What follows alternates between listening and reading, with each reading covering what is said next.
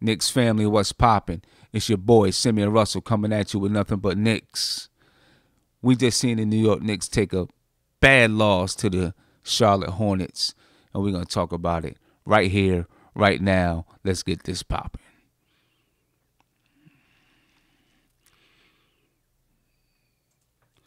Let's take a look at what happened tonight. Jeffrey, what's going on, brother? Good to see you on. Rough game tonight, man. Our biggest lead, 4 in the beginning of the game. Charlotte's biggest lead, 27 points. I mean, what can you say? It's a team that we shouldn't have lost to, but it was a team that I was scared of. You know, you look earlier in the season, they had a 15-point lead on us. Yeah, it's on, bro. It's on. Maybe it's a little bit earlier than I usually get on. Yeah, it's about 10:18. But, you know, I just wanted to go ahead and get a few things popping. You know, what's going on, Unicorn Knicks? Disappointing loss, definitely, man. I mean, I'm definitely, Daniel, you said you mad. I'm mad too, man. I'm definitely mad. What we do? We shot 41.9% from the field. We gave up 48.9% shooting. 16.7% from the three-point line. That's terrible. What's going on, James? That's terrible. We let them shoot 45% from the three-point line. Free throws, we shot 20 free throws. They shot 16. We shot 80% from the free throw line. But take a look at, on the screen, take a look at the assist totals. We gave them 30 assists. We let them have 30 assists. That's bad news right there. That's a telltale sign of bad defense. 30 assists. That means they got anything and everything that they wanted. They killed us on the boards 47-37. You know, that was one of the things we discussed the other night. We couldn't let Dwight Howard kill us on the boards. And Dwight Howard's got loose on us a little bit tonight. Let me see. What did Dwight Howard do tonight?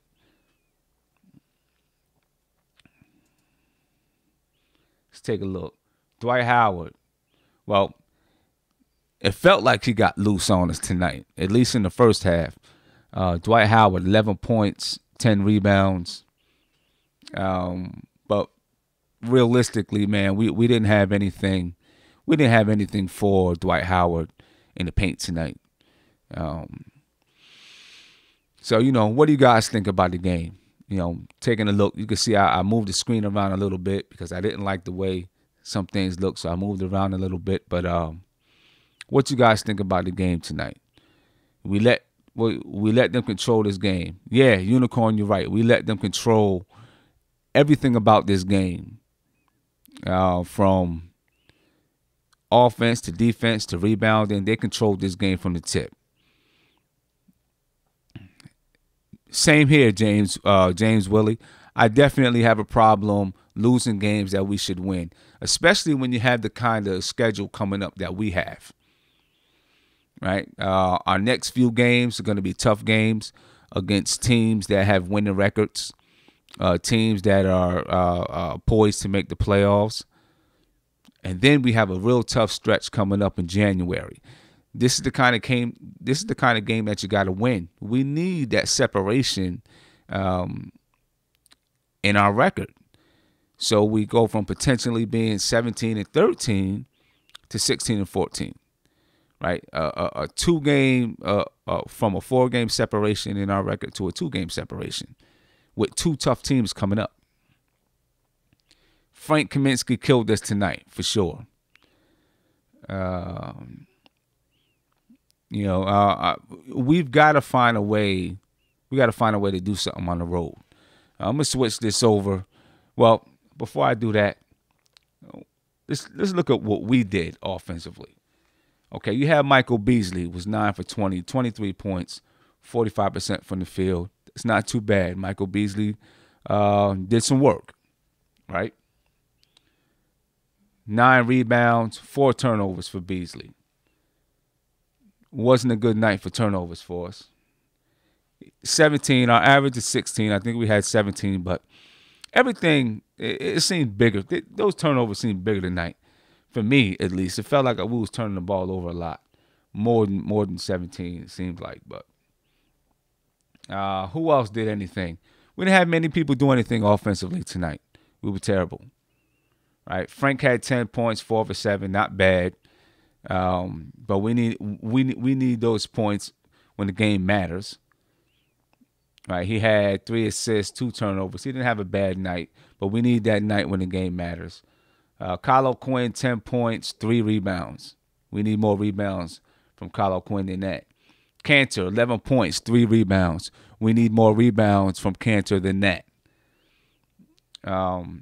Overall, it was a terrible game. Not much more we can say about it. It was a terrible game. I don't even want to look at the stats. Not the kind of game that I expected coming off of a big win over Oklahoma City, but maybe that plays something into it, right? Maybe the big win, an emotional win, plays a little bit into the way we played tonight. It shouldn't. We're professionals. We should be able to handle that kind of emotional switch, but we didn't tonight. Hallmarks of a young team, something we need to learn from. Yeah, Tony, Be Easy needed some help out there. He was the only one really getting after it. Courtney Lee, what did Courtney Lee do? Switch back over here for a minute. Oh, wrong screen. Courtney Lee, two points, 2 rebounds, 2 assists. Courtney Lee didn't give us much tonight. And usually Courtney Lee is usually our most dependable player. Didn't give us much tonight. One of those nights, man. Baker was a negative 15. How's that happen? Right. What do you say, Daniel? The Knicks got to talk about these guys about staying healthy. That's part of the game, right? Guys get hurt, and you got to have that next man up mentality. As Knicks fans, we got to admit, as Knicks fans, we take everything a little bit harder. We take everything 10 times worse or 10 times better than it is, right? It's one loss. Maybe we can bounce back. But I think we're warranted. I think we're kind of warranted, though, because, we've seen this team not be good for so long and have these kind of performances for so long. In our minds, we can only wonder, but is this the point of the season where we drop off, right? But we have to remember that it's a young team, young guys that, we got to learn, and we got to figure out how we're going to, we got to figure some things out still. I mean, you're right, Daniel. It is insane to, we go and we beat some teams that we maybe shouldn't beat, and then we turn around and lose to teams that we definitely shouldn't lose to.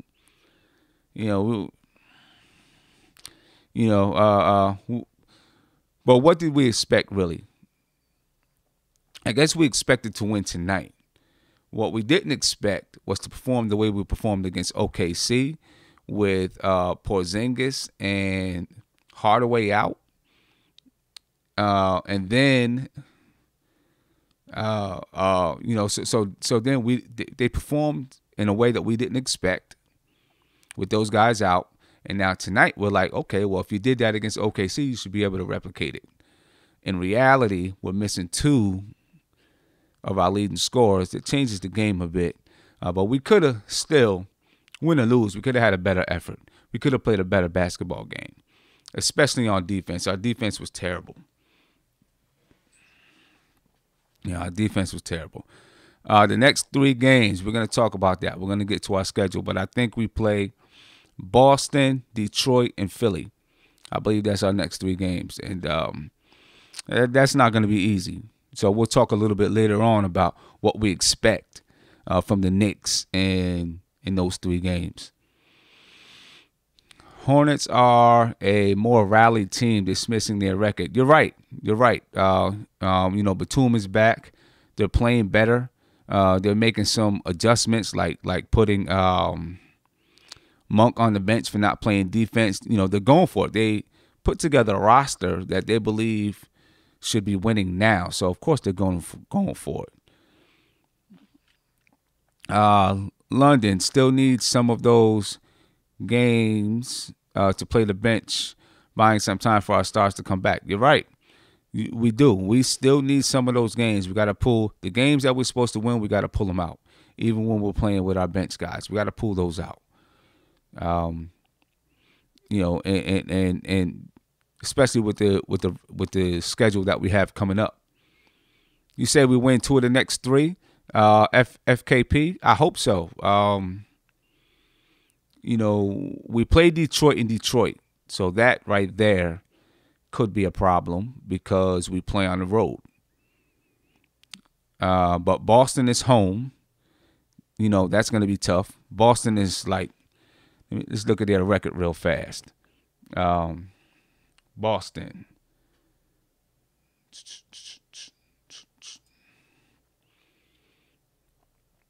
Boston is 26-7. Of course, they've won 2 of their last 3. So of course that's going to be a tough game. That's going to be a dogfight. Needed a body on Howard tonight, and that's a question that I want to ask. Do you guys think that we should have played Joakim Noah tonight? I mean, we played him in when the game was over. But should we have played him tonight? I for one, think that we should have played Joakim Noah tonight. We could have used his size against Dwight Howard because I think Dwight Howard really hurt us in the paint. So I definitely think we should have used Joakim Noah.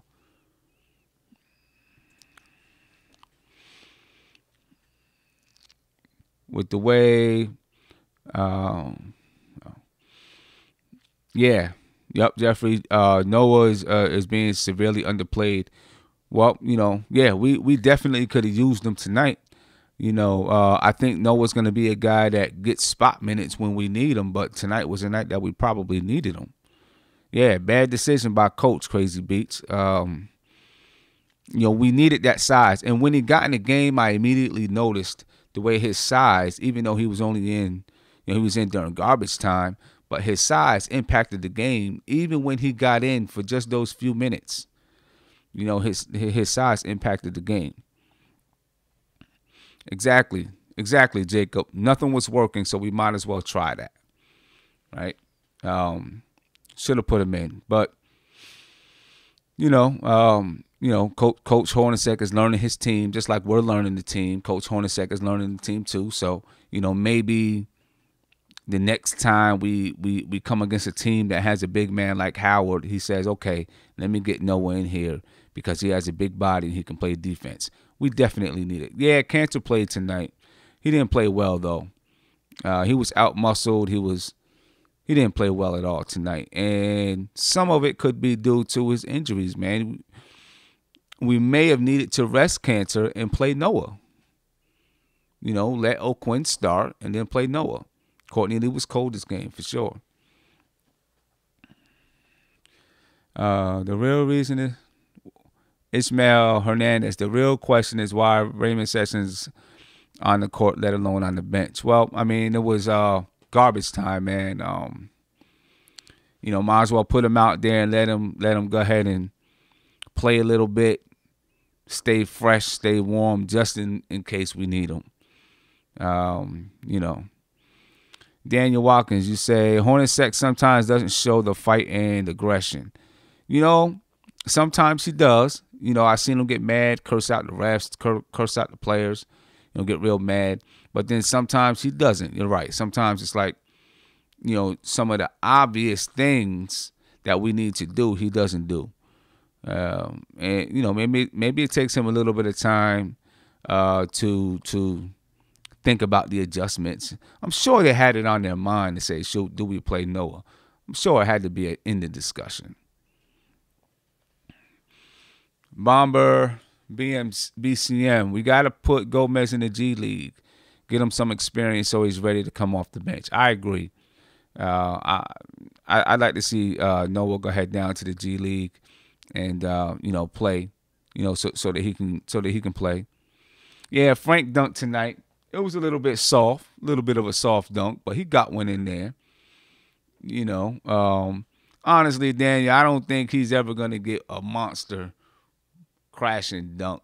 Maybe every once in a while, maybe once a season, he gets one of those. He's just not that kind of guy, but he got one. And it's kind of good for him. To get something like that. The more, you get those kind of plays, it loosens you up, keep them loose. Noah he can still guard the pick and roll. We need a defensive anchor next year behind. Who behind? Are you saying behind Cantor, Daniel? We need a defensive anchor behind Cantor. Yeah, I agree. And Noah, he maybe can still give us some defense, and maybe can still give us some of that. Help to anchor the defense a little bit in the second squad. The biggest issue with him is his offense. His offense is just not good at all. But let's talk about these road woes, man. What are we gonna do if we plan to make the playoffs?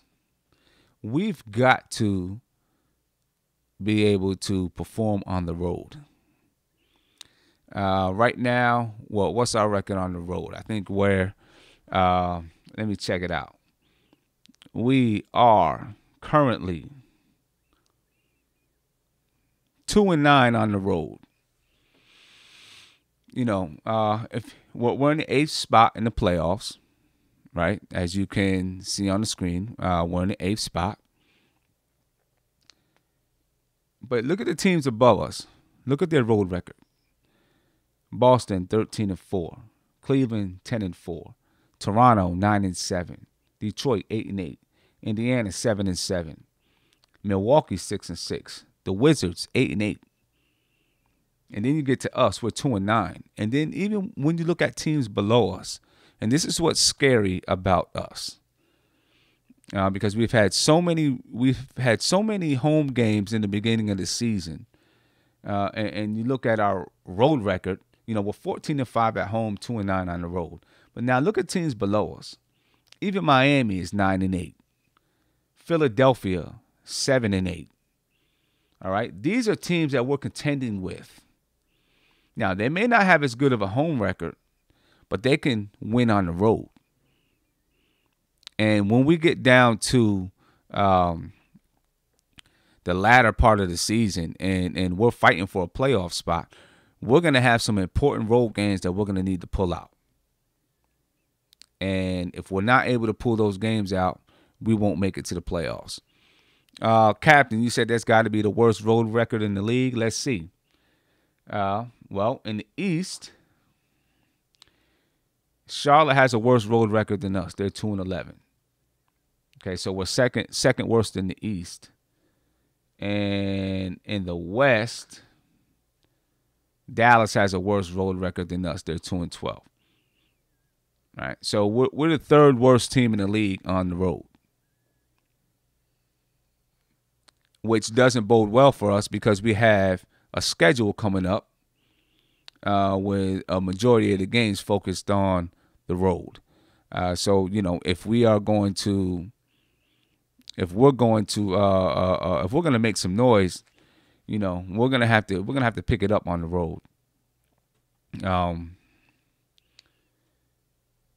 Because, like I said, looking at those teams that we're battling with for that playoff spot, they're decent, at least decent on the road.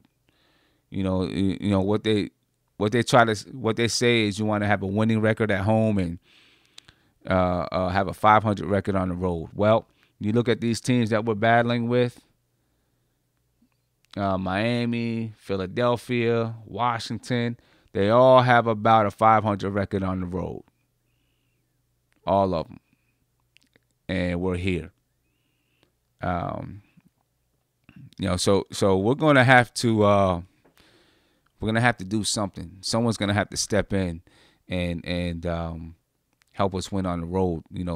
Someone's gonna have to. And when I say step in, I mean someone from the bench or like maybe a Joakim Noah. I think we discussed it before. Is gonna have to step in and teach these young guys how to win on the road. If not, we'll be struggling for a while. Alpha says, I hope we're not trying to tank by resting players. I don't think so. Tim Hardaway, I think, has a legitimate injury. KP, I'm sure, has a legitimate injury. Scott Perry has, he's already said he doesn't believe in tanking. Now, it could be lip service, right? He could be saying what he wants, what he believes we want to hear. But, I believe him. I don't think that he believes in tanking. Who's to blame? Ishmael Hernandez says, who's to blame for the road woes? Good question. I don't know if there's anyone to blame. I think it's a collective effort that we don't bring on the road. And I don't know if it's leadership. I guess it would point to leadership, right? That we're not performing as well as we should on the road. Jared Jack is a veteran. He knows, he's been there, and he knows how important it is for us to win on the road. Courtney Lee, he's been there. I mean, he's been to the finals, right? He knows how important it is to win on the road. Michael Beasley's kind of been in and out the league. I don't know if he's played any important roles on any important teams, but I'm sure he knows and understands what you have to do to win on the road. Cantor, he gets it. He knows, right? He's played with OKC, who's been a competitive team. Captain, we feed off of our home crowd, and we've got to find a way to pull that same. We got to find a way to feed off of ourselves, right? I don't know if we need to, have some kind of intervention, right? Or find a way somehow, when we get out there on the road, get the team out somewhere, do something together as a team, and then maybe bring, I don't know, something's got to change though. Daniel Watkins, you say, do you think Mark Jackson would be an assistant coach just for defense? I don't think Mark Jackson would. I think if Mark Jackson if he's going to coach a team, I think he's going to be the head coach. I don't think he's coming in as an assistant. That's just my opinion. I don't know. Maybe he would, but I think if Mark Jackson is coaching, Mark Jackson's coming in to be a head coach. He's not going to any team and say, I'll be your assistant coach. That's just what I think about Mark. Mark Jackson has kind of an ego. You hear him on TV. He coached a team that he helped to put together and form a team that is the best in the league. Right? He was a catalyst to that team. I don't think there's any way that he comes and says, I'll be an assistant coach right now. That's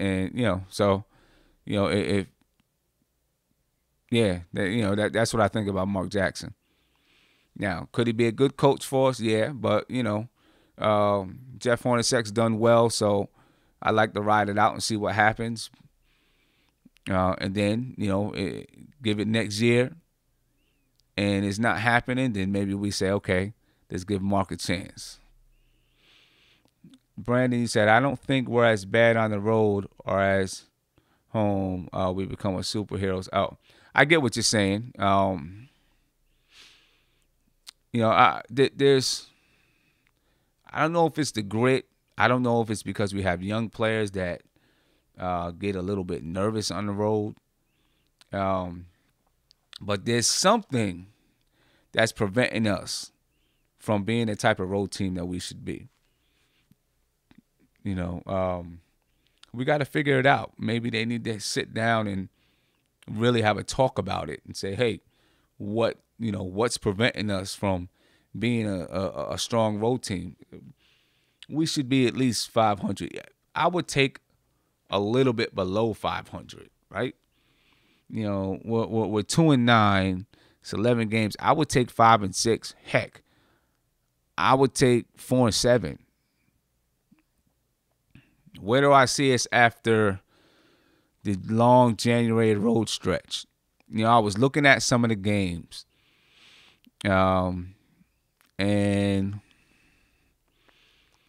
we have some tough games coming up. We really do. And when we get to the schedule, I want to look at that. So, Unicorn, let's put that on hold and talk about it when we get to the schedule. All right. And we'll go through and look at all the games and maybe even mark down what we think is a win or a loss. But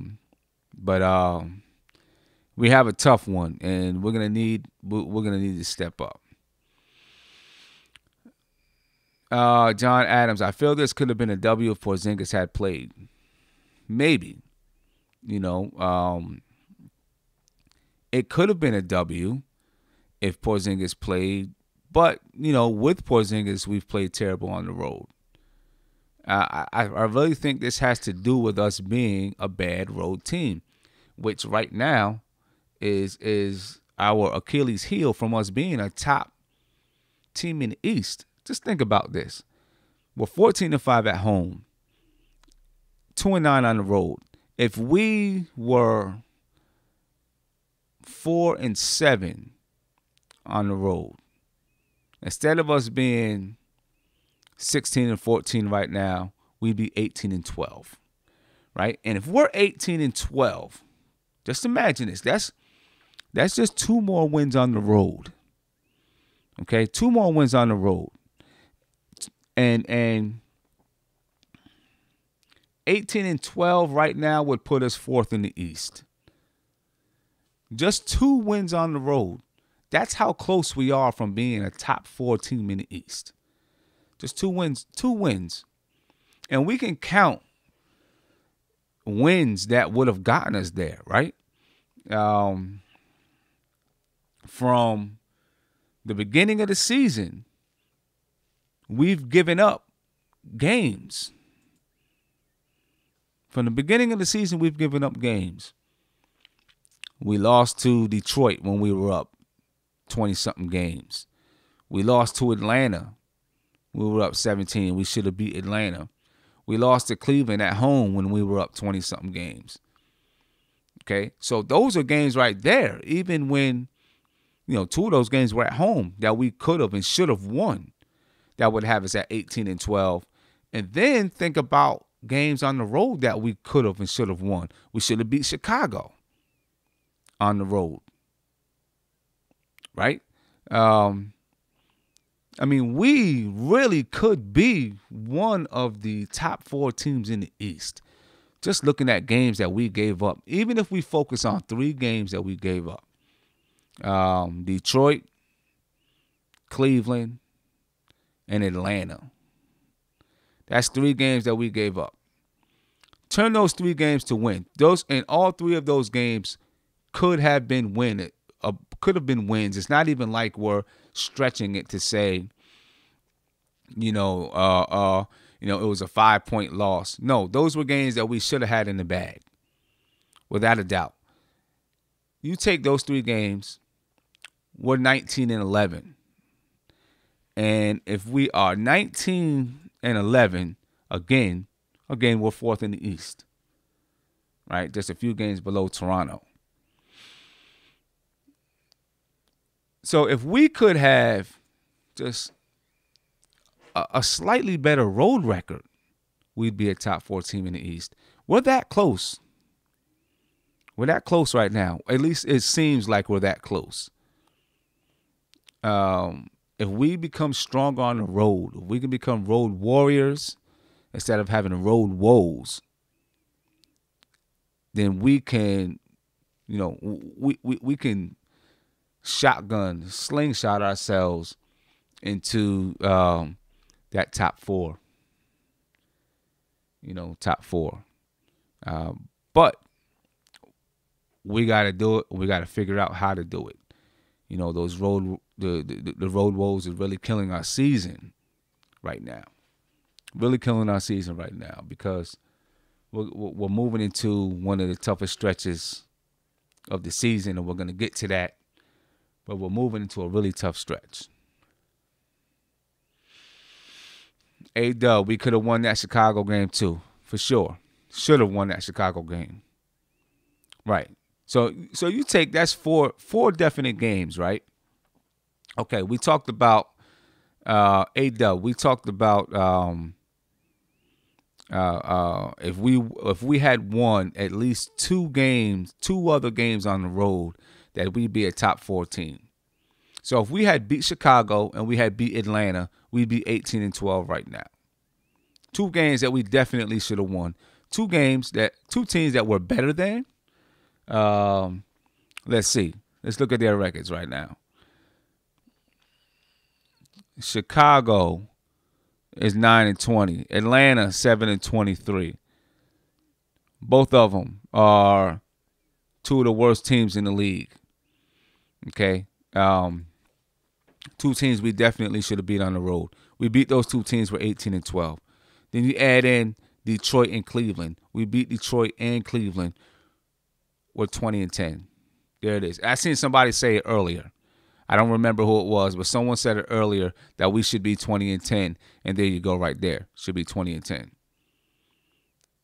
Okay. But, we can't cry over spilled milk.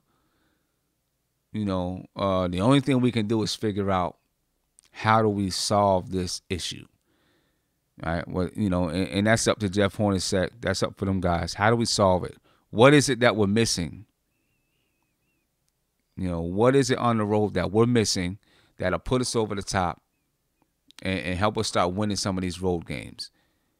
Because undoubtedly, you look at the teams we lost to on the road, half of them aren't even that good.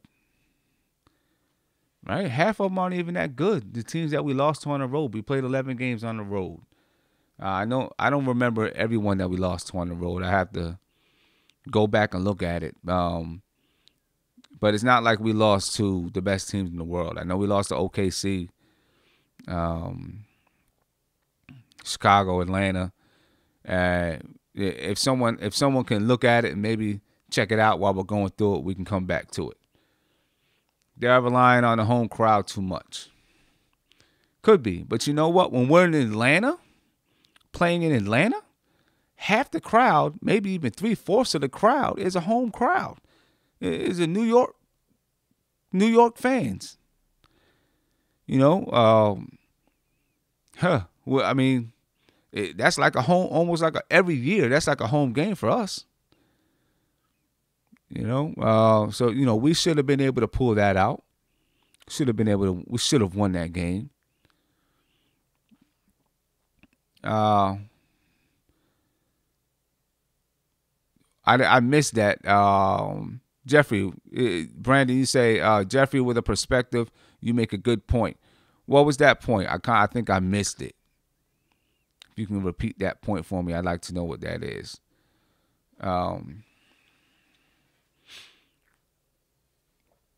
But I see, Brandon, you say this team, you don't think this team will survive a tough stretch.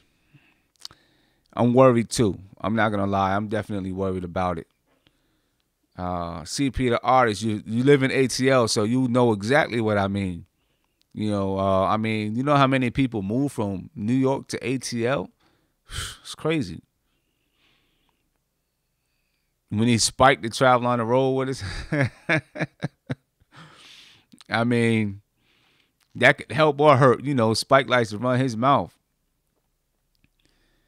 The Orlando game should have had it in the bag. Yeah. Jeffrey said, coming into the season, playoffs wasn't in the question. I'm glad we're even talking about being top 4 regardless. It's crazy. You're right. I got to get, definitely. Coming into the season, everyone was talking about lottery. We're going to be one of the worst teams in the league and all this stuff. Now we're complaining that we didn't win, that we're not winning games on the road. We're complaining that we're not beating teams that we're supposed to beat. So, yeah, I'm definitely grateful to be here where we are right now. I'm definitely grateful for that because, yeah, we were definitely supposed to be one of the worst teams in the league. And now we got people talking about, is Jeff Hornacek one of the coaches of the year? Or can he be coach of the year? I think they need to put that on hold. Talking about it. I guess he deserves the conversation right now. But maybe we should put it on hold a little bit till we see what happens in January. Because as I just seen someone say, January could make or break us. It could. It could. I want to see, can we step up to the plate? Alpha Diallo says, can we trade for Meritek from the Bulls and help our team from the small forward position? I haven't really looked at Meritek's contract or anything like that to see exactly, what his contract is like. I'm not sure who we would. Someone, maybe it was you, but somebody, or maybe it was Sincere. I'm not Sincere the Genius. Maybe it was, but somebody was talking about trading for Meritek before. Who would you trade? Let me ask you that, Alpha. Who would you trade for Meritek? What kind of deal would you put up for Meritek? And I just want to see what see what you say, see what other people think, and if it's even worth it. Yeah, I remember that, Ishmael. He was the runner-up for Coach of the Year in Phoenix, and then everything broke down and they kicked him out. Yeah, and then they kicked him out. Yeah, or Tony Crow. Orlando has mad Knicks fans too. Miami too. James, you say, what do you think about Trey Burke? His scoring ability could spark something since Tim Hardaway Jr. and KP is out. It could. It makes me wonder this. I don't know I know the Knicks have his G League rights, but I don't think the G League rights prevent him from signing with another team. I'm not sure. I have to look at that and see. But it makes me wonder. I know he's tearing up the G League. He's killing the G League. But why, even if the Knicks have his G League rights, and that means that only they can bring him up, I'm not sure, but I have to look. But let's say that was the case. Other teams, because we've seen it before, would approach the Knicks if he was, he's really tearing up the G League. But if they really wanted him, they would approach him and say, hey, what do you want for Trey Burke? Right? You want a second-round pick? You want some cash? What do you want from Trey Burke? And I haven't heard anything about anyone approaching the Knicks. And it makes me wonder why. What is it about Trey Burke that is not allowing him to stick on a team and has him in the G League right now? He's killing the G League, but what is it about him? Is it his size? Is it his defense? Does he have a hard time grasping the concept of offenses, and fitting into a system? It could look easy in the G League because, he's so much more talented than everyone. But when you get around people in the league, when you get with people who are on the same talent level as you, same strength, same speed, all that stuff, now you got to think the game a little bit more. You can't rely on just your talent. And maybe he has a hard time grasping certain concepts, right? Who knows?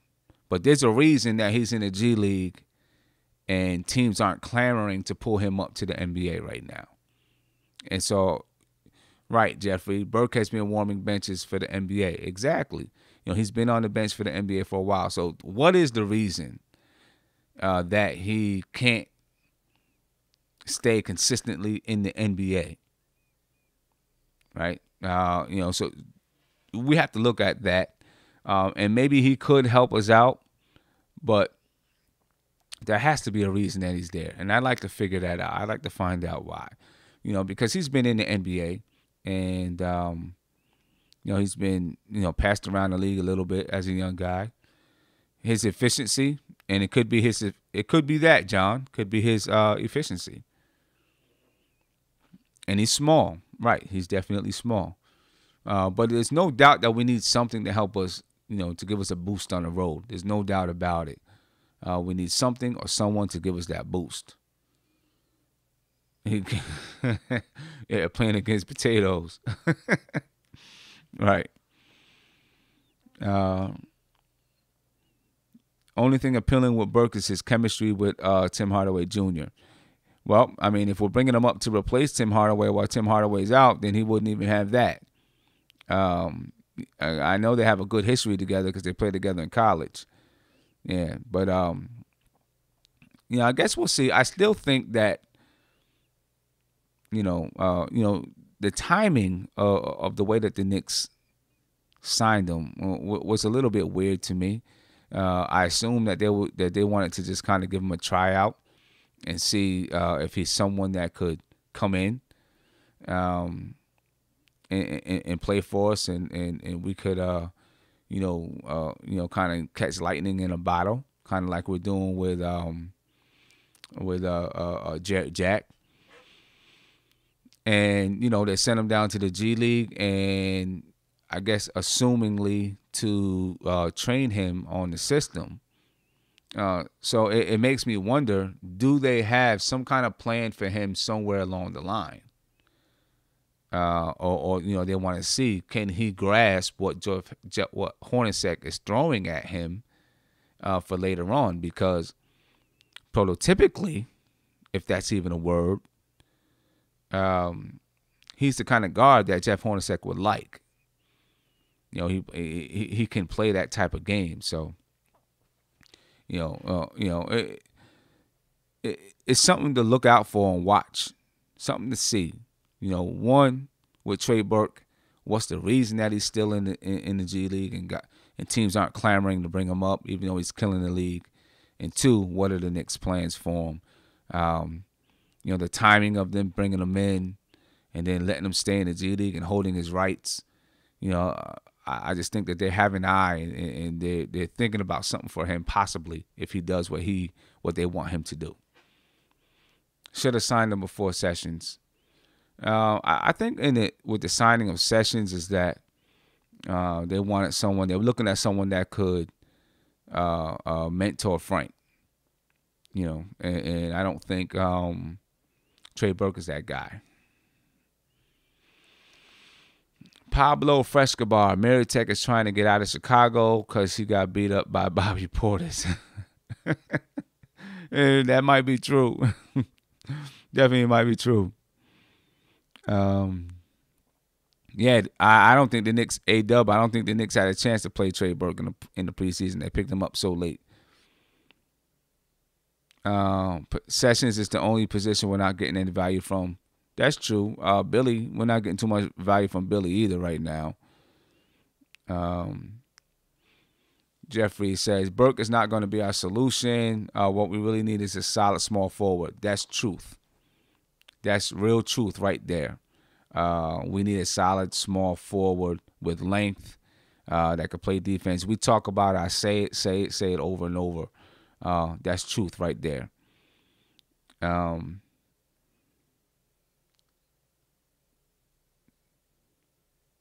He said Sessions is hustling us. I mean, hey, it was the Knicks' idea to bring him in. I'd accept the money too. He's getting $2 million. I'd accept the money too. I mean, I'm sure, mentoring doesn't always mean that you have to be on the floor. There's going to come a time in Frank's career when he's not going to be playing, and he's going to have to accept a backup role possibly, or just, well, he's in a backup role now, but coming, not getting that much burn. And you see a guy like Sessions do it and stay ready. That's also a good influence on Frank. But I understand what everyone's saying. Right now, Sessions isn't giving us much, but I think that they're holding him for an insurance policy. We need a small forward and we're set. Yeah, and I think the Knicks will be looking hard for that. Brandon, you said you don't get why we don't use Sessions or even talk about it. Well, The one thing I see when I see Sessions play, he doesn't like when we watch Jared Jack play. Jared is really he controls the offense, right? People respect him. He tells people where to go, where to be. He puts people in the right positions. I don't see the same thing from Sessions. Sessions kind of like, to me, it feels like he's just coming down and just playing the game, not really controlling the game, just playing the game. That's why I think Sessions isn't really, and that's why he's been a backup. I think his whole career. He's had chances to be the starter, but when you're the starter, you really got to control that game, and I don't see that from Sessions. Small forward like Kawhi would love it. Would love it all day. Would love it.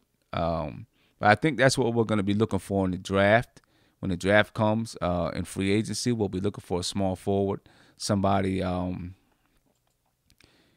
someone long that can come into that position. Yeah. Let's talk about our defense. Our defense tonight was terrible, right? We gave up 30 assists. We let 30 assists. And that means that with 30 assists, that means we were getting shredded, in my opinion. And we could see it. It was clear. We were getting shredded. Kemba Walker was penetrating. Dwight Howard dominated the paint. They shot, 48% from three, I think it was. Let's see where we were with that.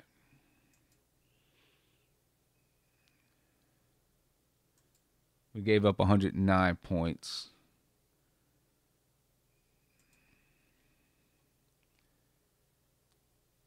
Uh, 45% from three, 48.9% from the field. We got shredded on defense. And that's with a team that, a lot of our guys that are playing are defensive guys. Lance Thomas, Frank, Kylo Quinn. These guys got a lot of minutes, and we still got shredded. Kemba Walker. Let's see what Kemba Walker did. I think Kemba Walker.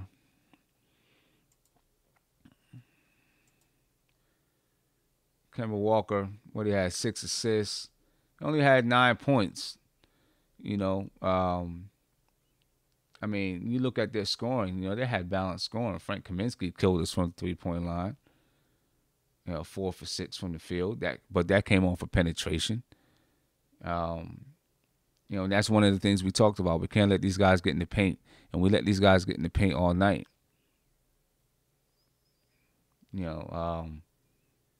Our defense got shredded, and if we're gonna win on the road, we can't get shredded that way. Unicorn Knicks defense is one of them. When you say, what do I think about the key to defeating the road woes? Defense is one of them. We've got to, when we're on the road, man, we got to, our defense got to get tougher. It's got to get tighter. We don't have time. We don't have, we won't have the same energy to, beat out the crowd, to pull out the game if we're not playing with that type of with that tough defensive mentality on the road. You know what I mean? You got to have, when you're on the road, you got to have a strong mental. You got to have a lot of mental toughness and defense. To play tough defense on the road takes mental toughness. So we definitely got to, if we want to win on the road, we got to play tough defense on the road. We got to come in with a strong mentality. We got to come in like it's us against the world. I think from now on, what we need to do when we're talking about this road, sorry about that. I think we need to take a stance where, and I don't know how Jeff Hornacek does it, but I think we need to take a stance where we say Don't go out to dinner with none of your. If I don't care if you have friends on the other team, don't go out to dinner with them. Don't shake their hand before the game. You know what I'm saying? Don't no none of these games. Don't go out the night before. None of that. We got to take a us against the world mentality, I think, from now on going on the road. You know, and we got to make it like their whole city, whoever we're playing, their whole city is out to get us. Their whole city is out to take us out. You know, we need to develop that kind of mentality, and so maybe there's something that we need to start up. You said we need one good road win against a good team, and hopefully that's the remedy for our road woes. Hopefully that would be, that would give us some confidence to let us know that we can win on the road. Who do we get that win against? It's going to be tough. It'd be nice if it was Detroit. Yeah, that's right. Nasty 90 Knicks style. I think that's the mentality we got to take into it. Our defense, man, we got to stop letting guys in the lane.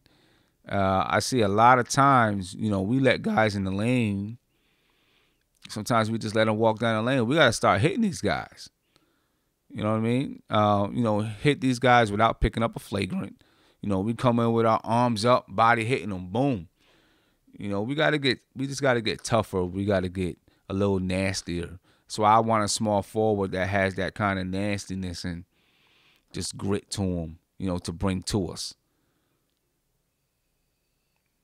You said Jeff isn't like that. He's a nice guy.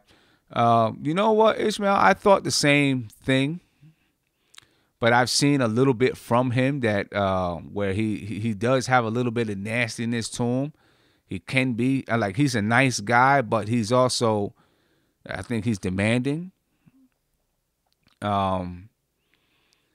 He's he definitely holds guys accountable.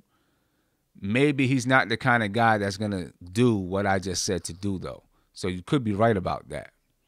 He might not be the kind of guy that says if you go out to dinner you get fined. Remember Pat Riley, Ishmael? Exactly. Yeah, he used to fine players for being friendly. If a guy fell on the floor and you helped him up, you get a fine for that. I think we need to implement some of those things that help us develop that type of mentality that is us against the world. Our defense will get tougher. We'll be a little bit nastier, and we'll have a better chance of winning on the road. Yeah, I remember that, Jeffrey. Yeah. And he got it. He got up in Lee's stuff to spark us to, for him to have one of his best games. He did. He definitely did. We need him to implement something like that, though, to help us win on the road. Because if not, I think we can forget about the playoffs. If we can't start to win on the road, playoffs is out the question, in my opinion. You said, yeah, but I don't think he channels that anger towards the other team. You might be right about that, Ishmael. You might be right. You might be right about that. And if he doesn't do it, then the players aren't going to take that same mentality to the other team, right? So you need the coach to lead that. Cecil Hill, Will Barton. I love Will Barton.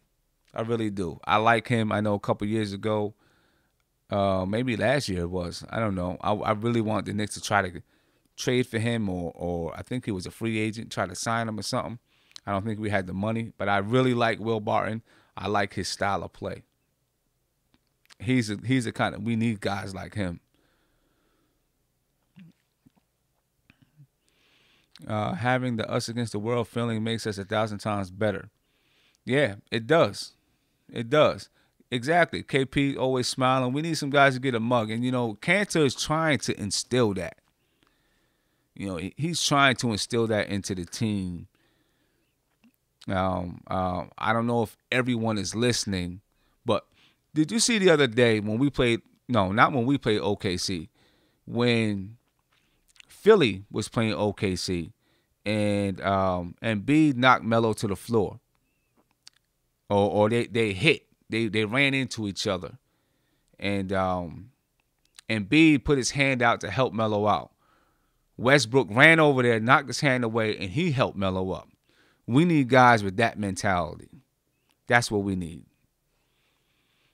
We need guys. A-Dub, I think Will Barton is a guard, though. He may be long enough to play the three a little bit, but I think he's a guard.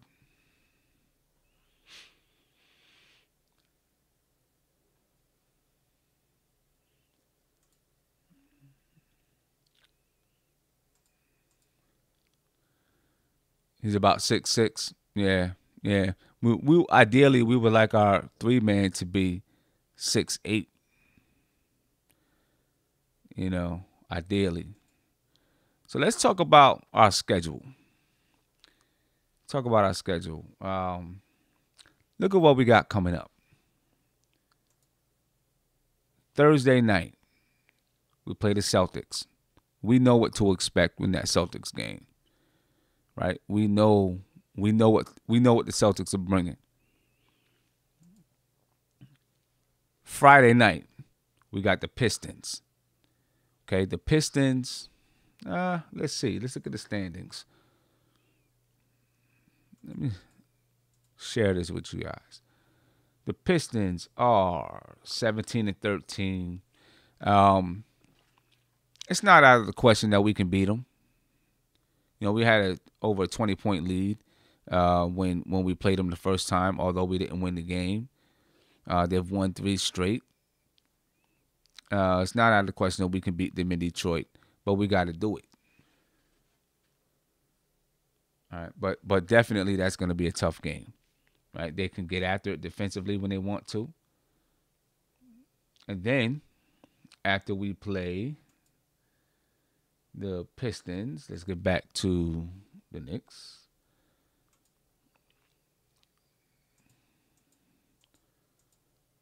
Okay, so the Pistons, and then Philly, Chicago, that should be a win. But, you can never say that because it's in Chicago. So we don't know what we're going to do. San Antonio, the Pelicans in New Orleans. Back home for San Antonio. This is our January stretch, guys. In Washington. In Miami, 15-15. That's going to be tough. In Dallas, that should be a win. First matchup with Dennis Smith Jr. for Frank. Chicago at home, that should be a win. We go to Minnesota. That's going to be tough. Got the Pelicans at home. We go to Brooklyn. We play in Memphis. Go to Utah. LA. Golden State. Denver. Then Phoenix. Then back home for Brooklyn January 30th. So we have that stretch, man, that one stretch where we're really on the road. I think it's like a 5-game road trip or whatever that is. That's going to be tough. It's not, that's definitely going to be a tough schedule for us. 21 of our next 29 games are on the road. Yeah. He said we need a spark to put together a win streak. Yeah, we need to. We had a 4-game win streak. It ended. We need to pick that win streak back up. But we play some really, really tough teams. If we still are the same team we are now at the stretch, count the playoffs. After that stretch, count the playoffs out. Right. If if we aren't able to, we've got to prove to ourselves. We don't have to worry about any other team, any other what the pundits say. The Knicks don't have to worry about what we say. They have to prove to themselves that they can win on the road and against good teams. Like whoever it was said earlier, if we can get that one win versus a good team on the road, then we can maybe we can build that confidence and we can take it with us. But we gotta get it, and it's 21 of the next 29 games on the road. It's gonna be a killer schedule, and we gotta man up. These next 30 games could make us or break us. If we can go 500, I'll be happy. But these next 30 games are gonna be. This is gonna be the crust of the season for us.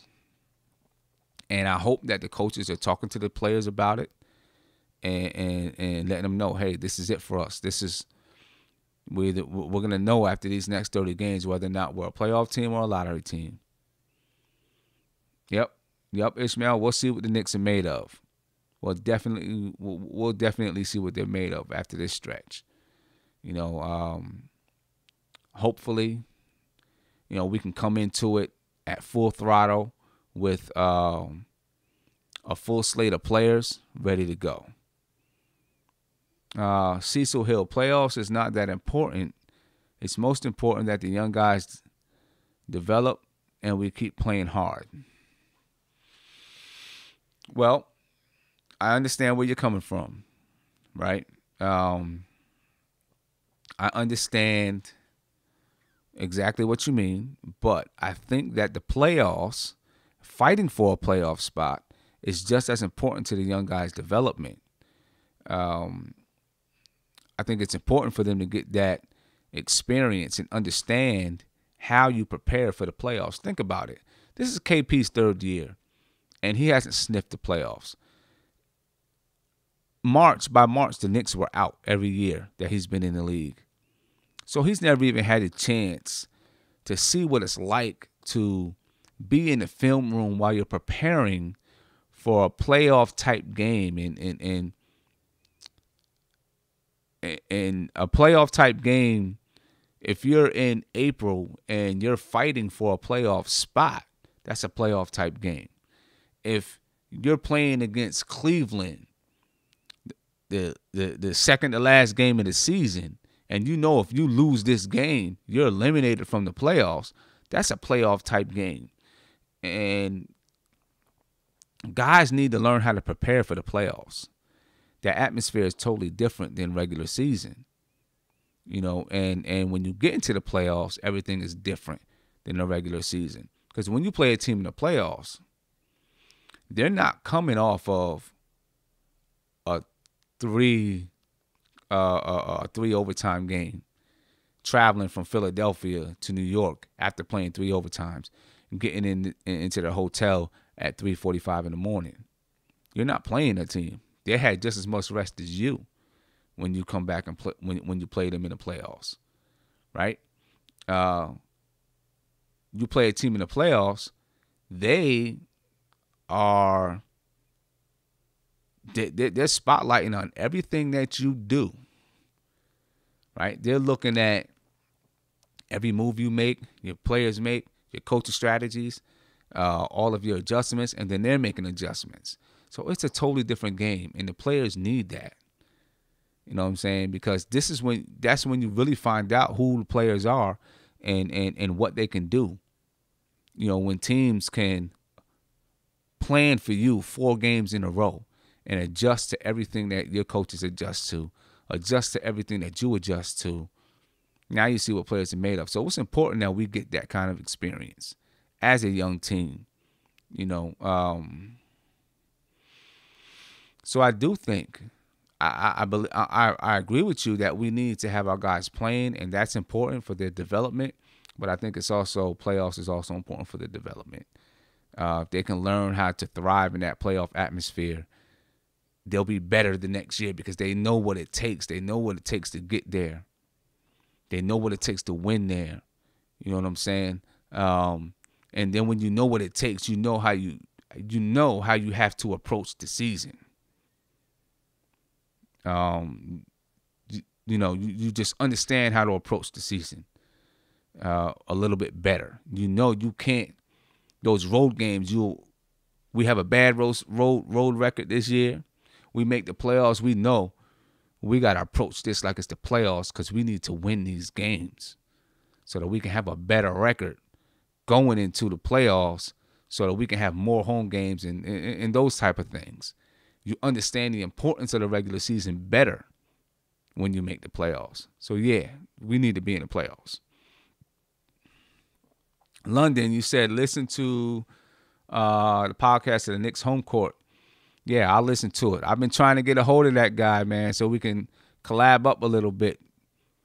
I'm going to keep trying to get a hold of him so we can do something, though. I'd like to. Captain says, I'm afraid a lot of our guys would see missing the playoffs as a huge failure. They don't want to let down the city. They might.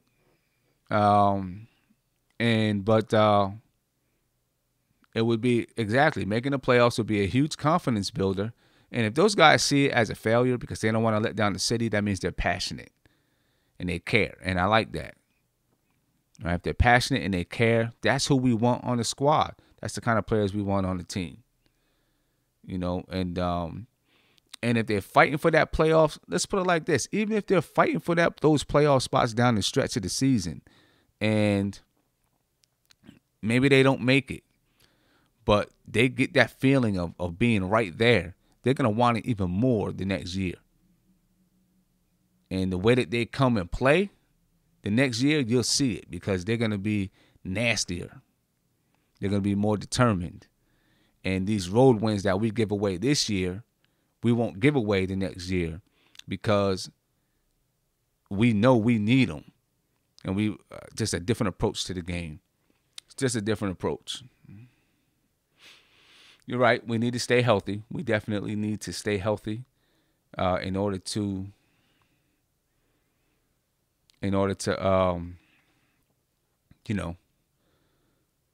make that playoff run. London, you said Knicks home court led you to me. Oh, okay. How'd that happen?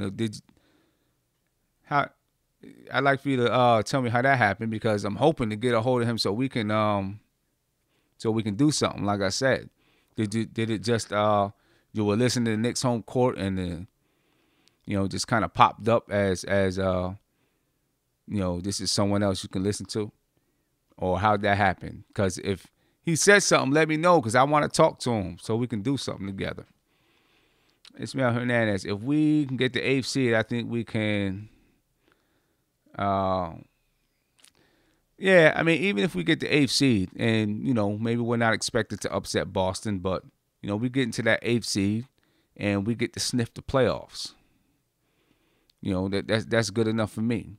Get in there and sniff the playoffs, see what it's like, get the feel for it.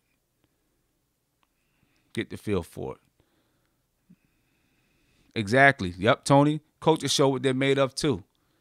You know what I'm saying? They show what they can do. Now you really see if you can coach in the playoffs.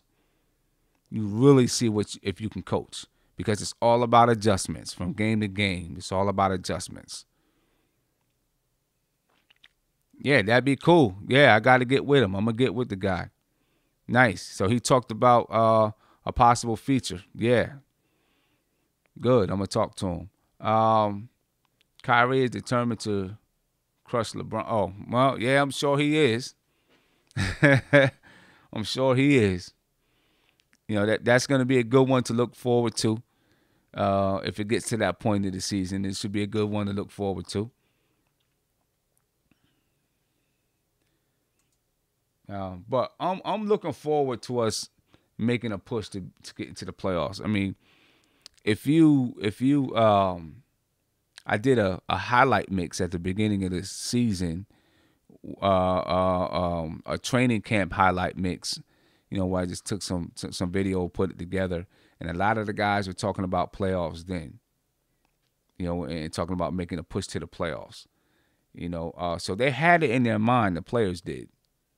They had it in their mind to try to make that push to the playoffs. What we're doing now may not be a surprise to them. Of course, they probably thought that they could make the playoffs. They're surprised. It's surprised at all of us, but they probably thought they could make it.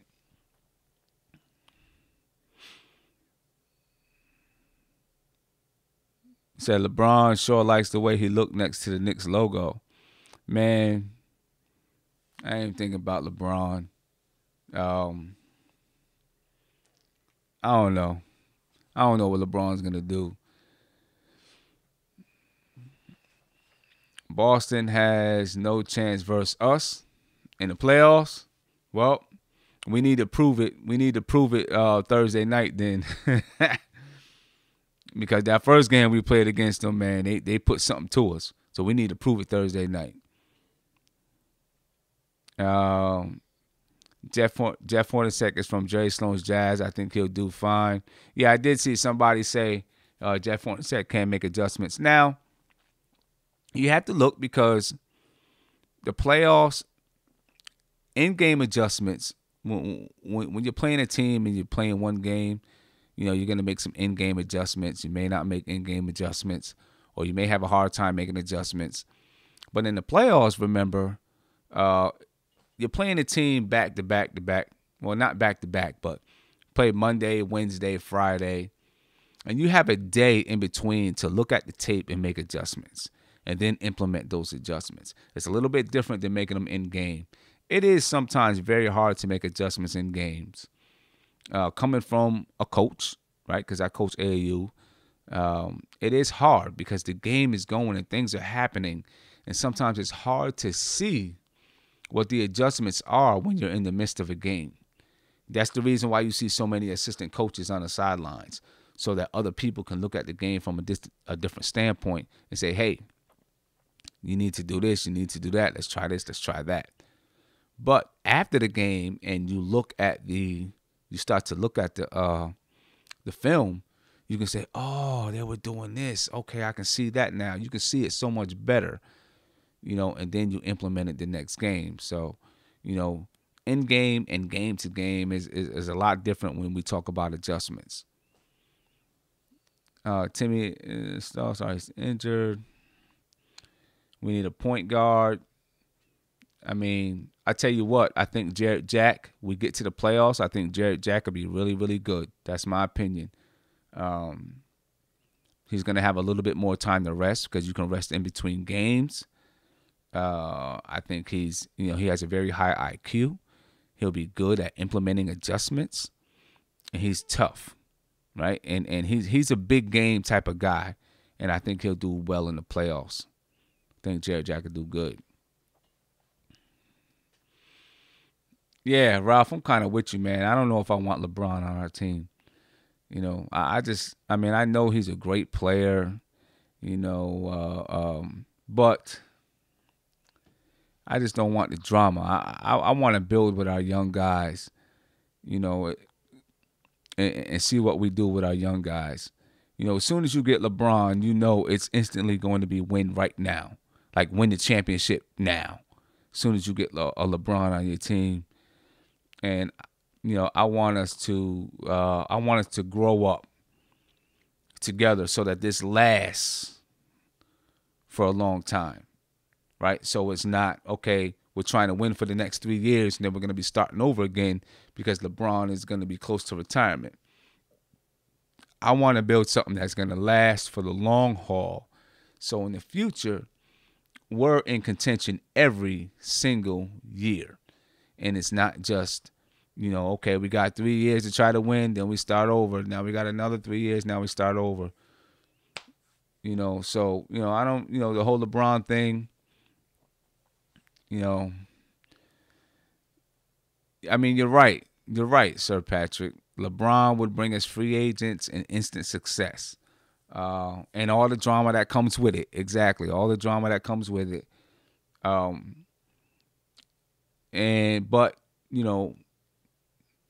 I would just like to see us grow organically and become a championship team organically instead of selling out to a star again. Look at OKC right now. That's what they did. KD left. A guy that they drafted, he left. Russell Westbrook is there to keep Russell Westbrook around. Did my stream stop? Okay. Somehow, some way, my stream stopped, guys. Hopefully I'm back on. But like I was saying, OKC, they kind of sold out to try to win now. They went ahead and traded for Paul George, for Melo. A lot of their young guys they traded away. They sold out to try to win now instead of saying, okay, let's rebuild. Let's take our young guys and rebuild around. You know what? I'm gonna work on that. I'm working on it. And I'm gonna get that sooner or later. But what I'm saying is I don't want to sell out. You know what I'm saying? I want to try to build this organically. Let me see. Something I wanted to answer. How do you feel about Jabari Parker? How do you think he can fit with us? I think that Jabari Parker, I like Jabari Parker. I'm worried about his injuries though. He's very injury prone. But he's definitely a good player. I think right now I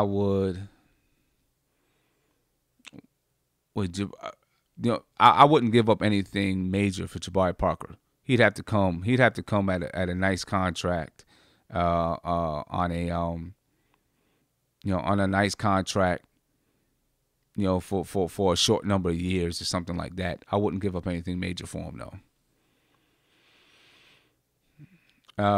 Eric Bledsoe.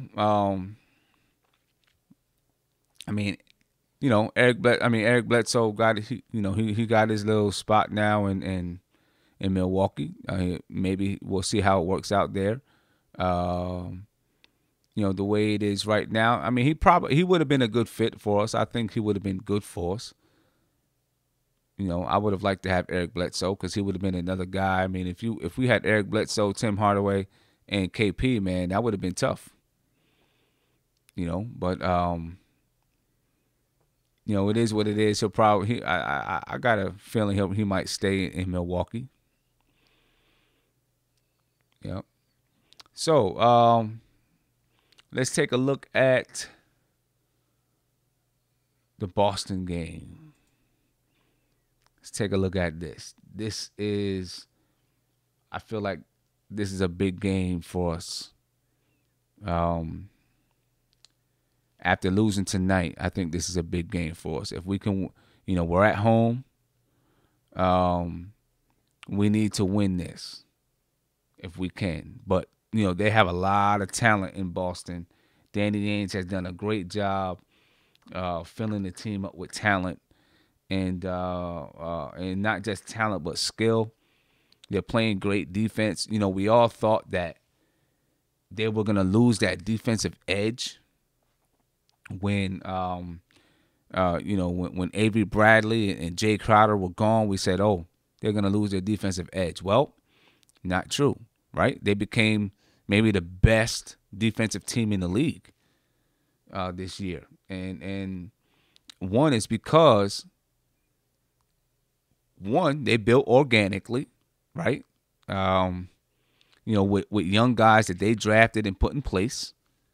Of course they're going to make free agent signings, but they didn't go get the mega star. They went and got Gordon Hayward, who is a great guy that would fit into exactly what they do. Of course they didn't get to see how it would look for this year, but look what they're doing without him. Imagine when he gets there, if they can fit that in, it's going to be crazy.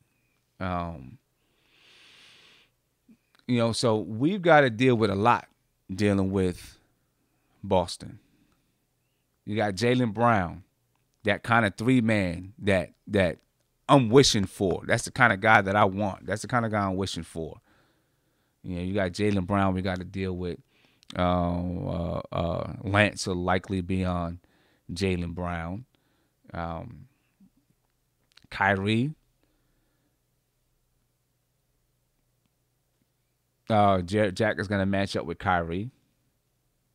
That's going to be tough.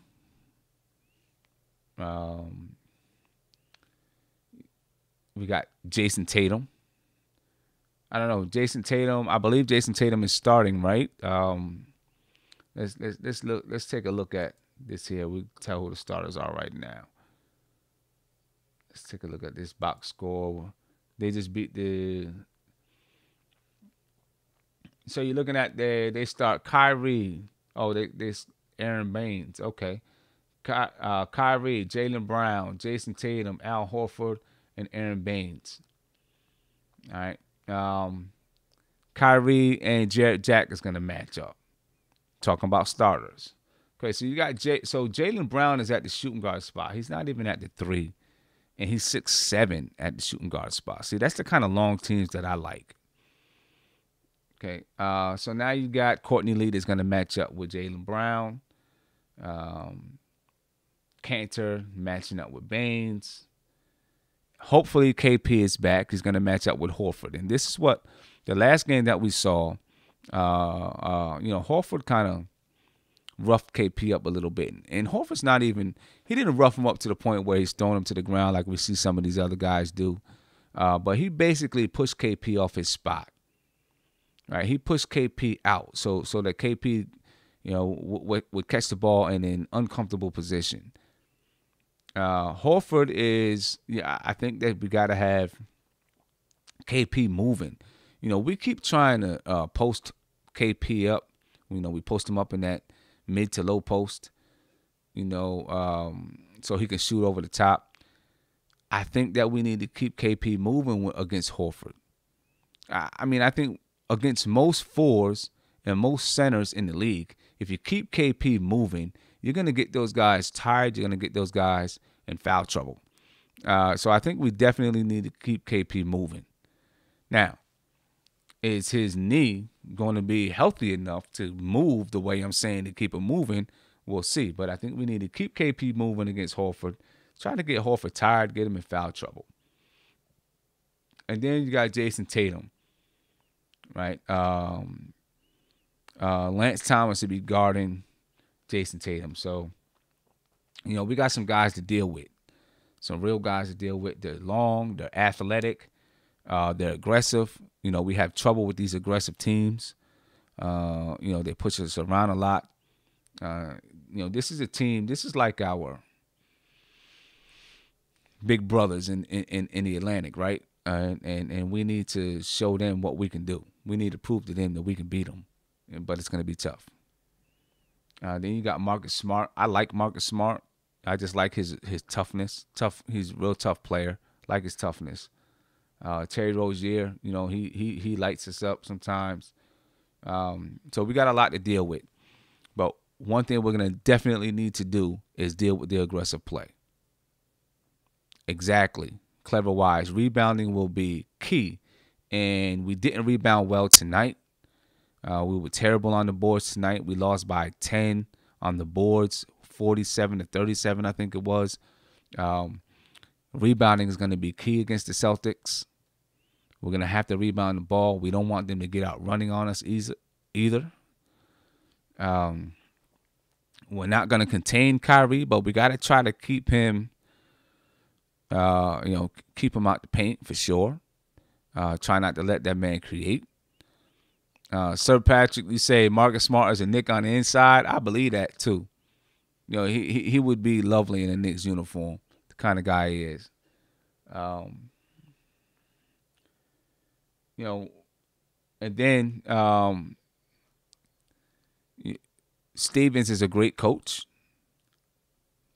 We gotta hope that Jeff. I don't know how many adjustments the Celtics are gonna look to make against the Knicks because they demolished us the last game. Hornacek needs to look at the game and make some adjustments and say, what are we going to do? How are we going to compete? Now, we're a different team than we were that the first game we played against them. It was our third loss. It was the beginning of the season. We're a different team. We are better. I think we're more confident. We're also playing at home. So this could definitely be a different game.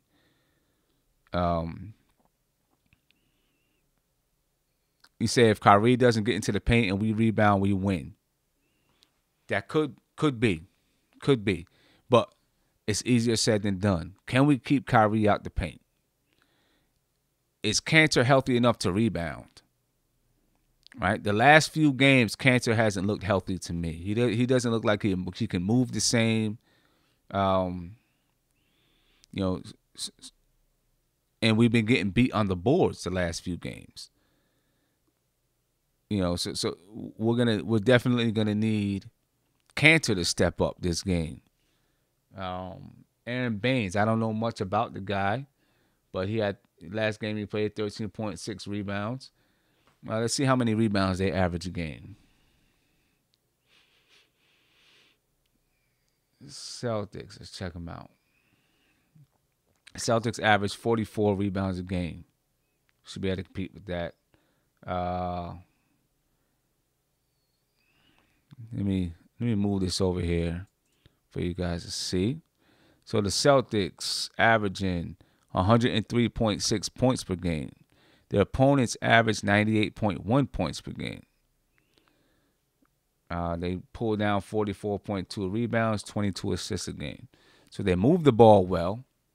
They rebound decently. They can get out and run. They move the ball well.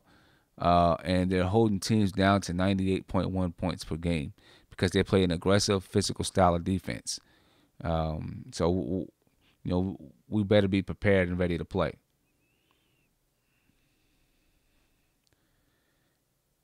Yeah, you say KP can bang with Horford at the 5. Maybe he can bang a little bit, but he can definitely keep Horford on the move and tire Horford out a little bit. They're playing back-to-back. I was just getting ready to look at that. So, yeah, let me see. They played tonight. And so they play Wednesday as well. Let's look at the schedule.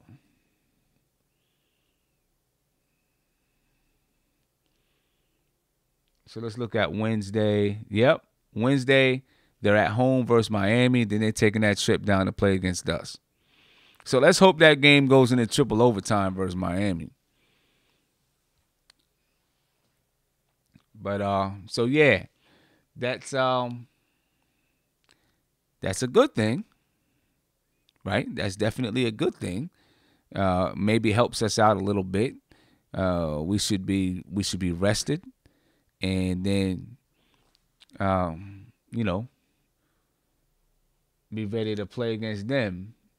But then, you know, it hurts us because then we go to Detroit on a back-to-back as well. You know, so they may be coming to us a little bit tired. We'll see what that game is like. They are playing against. I didn't even look at that. Oh yes, I did. But they're playing against Miami. Could be a tough game for them. Could be a tough game. So they're coming to us with little rest off of a back-to-back. We'll see if we can capitalize off of that.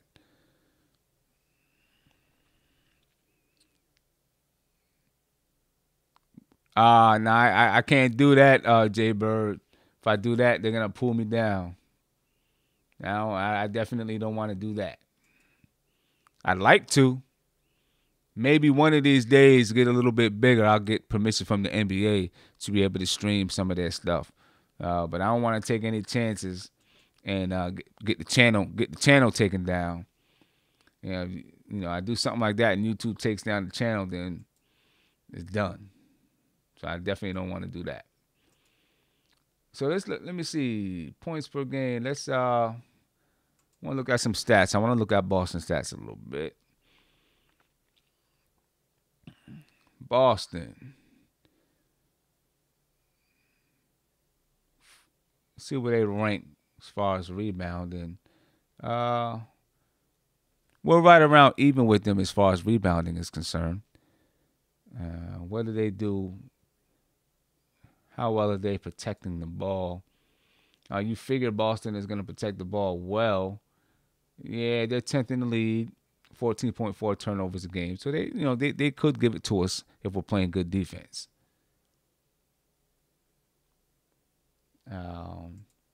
Defensively, D rating, yeah, number 1 in the league at 101, a 101 defensive rating. Yeah, so we've got we got our work cut out for us. We got our work cut out for us. You said Frank should average 2 dunks a game. Right. You got to go to the basket more than two times a game to get that.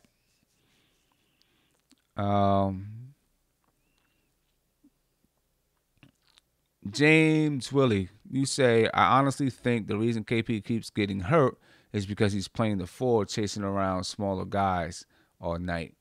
That's a good analysis. It could be. That could be part of it. I tend to think that it's just because he's young and he's still getting used to the grind of the NBA. Because, you look a lot of his injuries. I mean, he sprained his ankle. That's going to happen. But a lot of his injuries to me just seem like wear and tear type of stuff, overuse type of things. So, we'll see what, I think when he gets stronger, we'll see those injuries kind of chill out a little bit. Yeah, I'd rather him. I agree with that, Ishmael. I'd rather him be running around and getting banged down low with people like Dwight all night. I think you can play him a little bit at the 5, and because he can tire those guys out a little bit. We give KP another 2 years, and he'll be able to play down low. You can see now he's getting bigger and stronger. We give him another 2 years, he'll be able to play down low.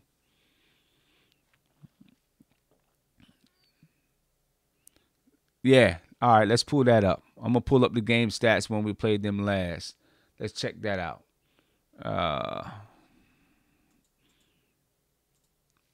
Let's take a look at that.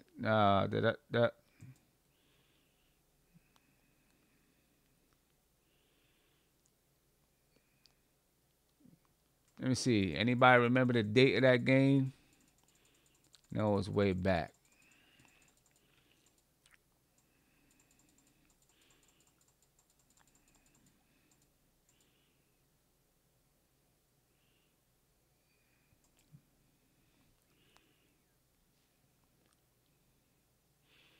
Let me start this over and go to our scores. If I can do that.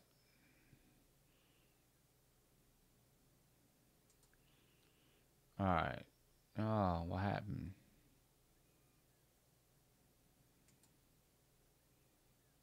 Yeah, let's go here. There we go.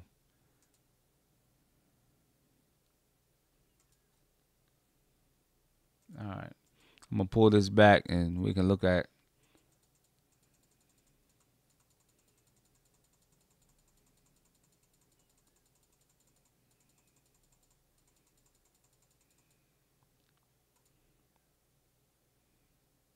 Okay. So we lost 110 to 89. All right. Let's look at the matchup a little bit. Their biggest lead was 25. Our biggest lead was 2. We out-rebounded them, actually, 43 to 41. We had 20 assists. They had 26 assists on us. We turned the ball over 14 times. We shot 42%, 8% from 3, 64% from the free throw line. Now, mind you, like we said, this was the 3rd game of the season. This was almost still a preseason game for us, right? We weren't ready for a team like the Celtics at this point in the season. I think that this could definitely be a very different game. Let's look at the box scores a little bit. Tim Hardaway had 6 points. Now, Tim Hardaway won't even play with us. He's not even going to be playing.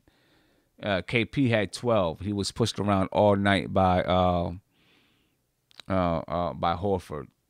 Cantor had 16 and 19. We're going to need that again. Now, look at this. Cantor had 19 rebounds. 19 rebounds. And the rebounding is not like we dominated the boards against them. I think they said it was 44-42. I think we won 44-42 or something like that. And Cantor had 19 boards. I don't think Cantor's going to grab 19 boards again. I'm not sure if he's even up to it. Courtney Lee had 13 points. Sessions actually was the starting point guard. So that's going to be a major difference right there. Sessions had 8.7 assists, but the game is going to be different. That's right there is definitely a big difference. All right. If K plays, you say if KP plays, do you think we should start Beasley at the 3 or bring him off the bench? He's been playing good on both ends of the floor lately. That's a good question. I think that we keep bringing him off the bench, just so that we can start off with, you start off with Lance playing defense and try to establish yourself defensively on the floor. That's what I think. I think that, and then you can come in with that scoring punch. I think that you put Lance on the bench, then we have no one that can come in and provide us that scoring punch if KP is back. So, I think we stick with it the way that it is for now.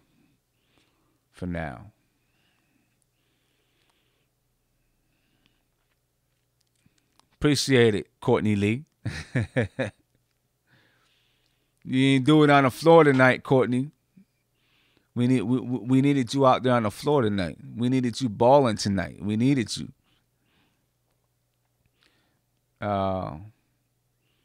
Play KP at the 5 a little bit and Beasley at the 4. Yeah, that could be a good lineup, man. Playing KP and Beasley at the 4 a little bit sometimes throughout the games. I think that's a good lineup. Go a little bit small, a little bit faster. Yeah, Jeffrey, I'm getting ready to peace out of here too, man. Hey, Tony, man, if that's really Courtney Lee, that's what's up. I doubt it. But if it is, peace to you, Lee.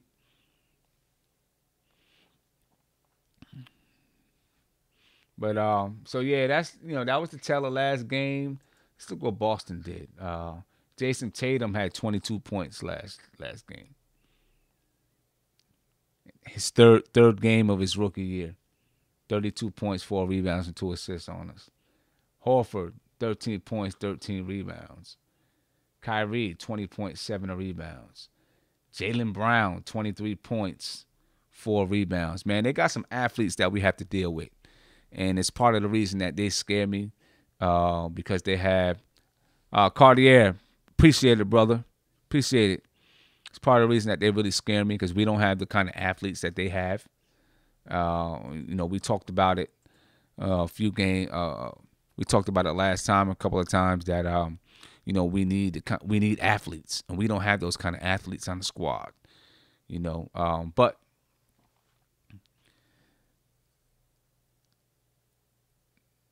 okay, well, hey, you do that. If it's really you, you do that. We win the game. You be the man on the floor. Give us a shout out. Get the subs up, and yeah, that'll be all love.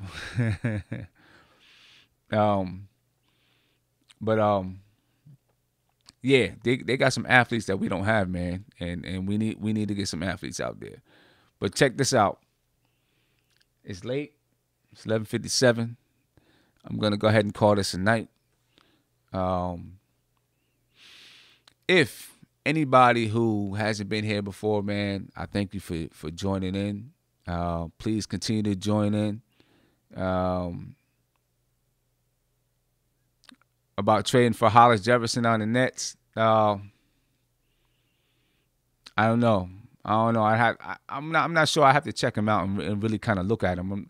I know who he is and I've seen him play, but I'd really have to check him out a little bit. But I'm gonna head out of here because it's getting late. I got some things I got to do for some clients of mine, so I want to get that done. But if you're new, you haven't subscribed, please subscribe. For those who are viewing this after the stream, there's going to be a subscribe button right here, right there. It's going to be a subscribe button. All right, so hit that subscribe button and ring the bell. Knicks family, I'm out. I will catch you on after the game on whenever we play. Peace.